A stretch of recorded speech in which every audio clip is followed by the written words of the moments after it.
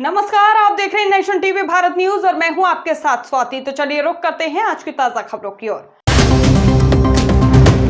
बर्नपुर के माणिक चंद कॉलोनी में एक व्यक्ति पर कुत्तों को जहर देकर मारने का आरोप लग रहा है। बता दें कि आरोप है कि उसने 8 कुत्तों को जहर देकर मारने का प्रयास किया। इसमें से 3 कुत्तों की मौत हो गई है, जबकि 3 कुत्तों का कोई पता नहीं चल पा रहा था और 2 कुत्ते इलाजरत थे।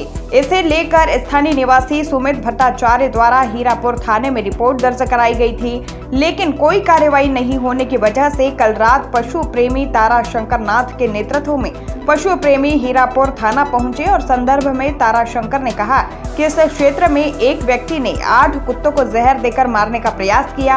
वहीं पशु प्रेमी सुमित भट्टाचार्य ने इस पर हीरापुर थाने में रिपोर्ट भी दर्ज कराई। पुलिस के संज्ञान में भी मामले को लाया गया, लेकिन इसके बावजूद काफी देर तक जिन कुत्तों की मौत हो गई थी उनके शवों को पुलिस द्वारा अपनी हिफाजत में नहीं लिया गया था।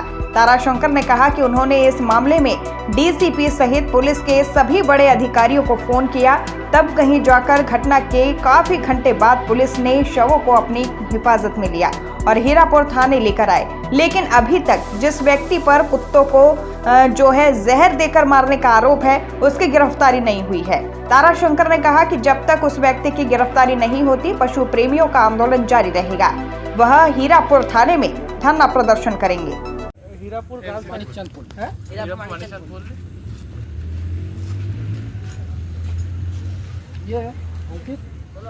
আজকে আমরা হীরাপুর মানিকচাঁদ পল্লীতে আছি, গার্লস হাই স্কুলের সামনে। এখানে একটা খুবই নৃশংস কাজ হয়েছে। যে কাজটা হয়েছে এর আগে আপনারা শুনে থাকবেন, হয়তো আমি গ্রুপেও দিয়েছি, যে ব্যাপারটা হচ্ছে 8টা কুকুরকে, এই যে ভাই আছে, 8টা কুকুরকে বিষ দিয়ে কাল রাত্রে মারার প্ল্যান করা হয়েছে এবং তার মধ্যে 2টো কুকুরকে আমরা পেয়েছি মারা গেছে। একটা কুকুরের খুব বাজে অবস্থা ছিল, তাকে ওরা কিছু না বুঝেই মাটি চাপা দিয়েছে। তো আমরা পুলিশের কাছে গিয়ে এফআইআর করার কথা বলেছি, কিন্তু পুলিশ প্রথমে তো এফআইআর নেয়নি। তারপর আমরা উপর মহলে জানালে পুলিশ এফআইআর নিতে বাধ্য হচ্ছে। এখনও যদিও আমরা কপি পাইনি, বাট বলেছে এই বডিগুলোকে পোস্টমর্টম করা হবে। কাল রাত্রিবেলায় আমি একজনকে দেখি যে খাবার ফিডিংয়ের জন্য যেমন করে সেরকম। কি নাম ছিল তার? নামটা বলো। তার নাম হচ্ছে বিকাশ মণ্ডল। বিকাশ মণ্ডল সান অফ নারায়ণ মণ্ডলের ছেলে। আচ্ছা, ঠিক আছে। সে বিগত 3 দিন আগে তার ঘরের একটা ব্লেম করে যে মুরগি কুকুরে খেয়ে নিয়েছে, অন্য কুকুর। কিন্তু তার বাড়ি হচ্ছে আমাদের এখান থেকে অনেকটাই দূরে। সে এসে পরে 3 দিন ধরে থ্রেট করে যায় যে এই কুকুরগুলোকে আমরা মারব এবং বিষ কিছু না পেলে আমরা বিষ দিয়ে পরে মেরব। তো আলটিমেটলি ফাইনালি বস্তার মুখটা খুলো, বস্তার মুখটা খুলো। ওকে, এটা খোল। বস্তার মুখটা খুলে এগুলোকে স্টোর করতে হয় ভাই, নয়তো আমাদের পোস্টমর্টম করা যাবে না।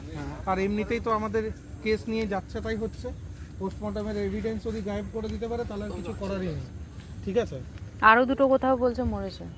আমরা ফাইন করছি আরো। টোটাল কতগুলোকে? টোটাল 8টা ডগকে এখনো পর্যন্ত আমাদের পাড়ার মানিকচাঁদ পল্লীর 8টা কুকুরকে এরকম বিষ দেওয়া হয়েছে, যার মধ্যে 3টে ডেড করে গেছে, 3টে মিসিং কন্ডিশনে আছে এবং 2টো ট্রিটমেন্টে আছে। তার মধ্যে ভালো আছে বাকিগুলো। হ্যাঁ, 2টো কুকুর যেটা আছে সেটা এখন ট্রিটমেন্ট পেয়ে। চলো আমরা আগে এগুলোকে স্টোর করি আপাতত। ঠিক আছে, স্টোর করি।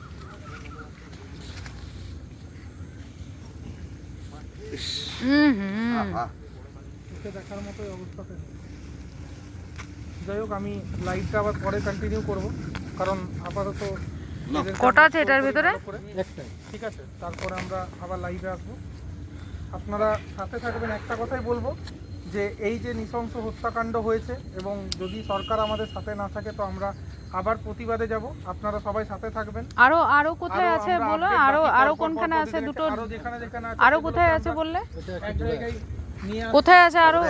আমবাগান তেঁতুলতলা। আচ্ছা, বরফ নিয়ে আসতে হবে ভাই, বরফ আর সোলার।